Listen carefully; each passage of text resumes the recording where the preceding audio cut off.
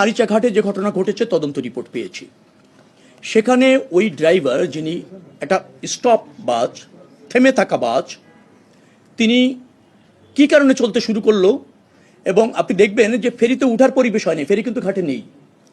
সে গেল এবং চলতে থাকলো, তার গিয়ে সে আপনার পল্টনের উপর দিয়ে নদীতে পড়ে গেল। দেখা গিয়েছে তার ব্রেকটা কাজ করেনি, তার হ্যান্ড ব্রেকটাও ওখানে ছিল না।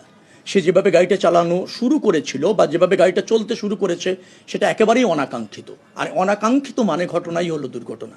সেরকম একটা কিছু ঘটেছে। আমরা এবার যেটা করেছি সেটা হলো, আমরা সিদ্ধান্ত নিয়েছি যে সমস্ত বাসের প্যাসেঞ্জারকে নেমে বাস ফেরিতে উঠবে।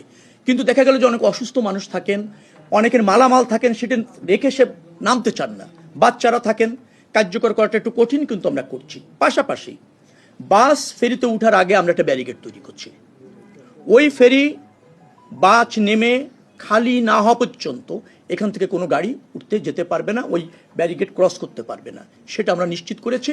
আরেকটা হচ্ছে, ফেরিতে যে পল্টন থাকে সেইটাকে আমরা একটু কাভার করে দেওয়ার চেষ্টা করছি, যে কম গতিতে কোনো গাড়ি গেলে সেটা বাধা পায়, কিন্তু বেশি গতির কোনো গাড়ি যদি চলে যায় ওই বাধাও কোনো কোনো সময় আপনি জানেন সেটাও আরেক দুর্ঘটনা।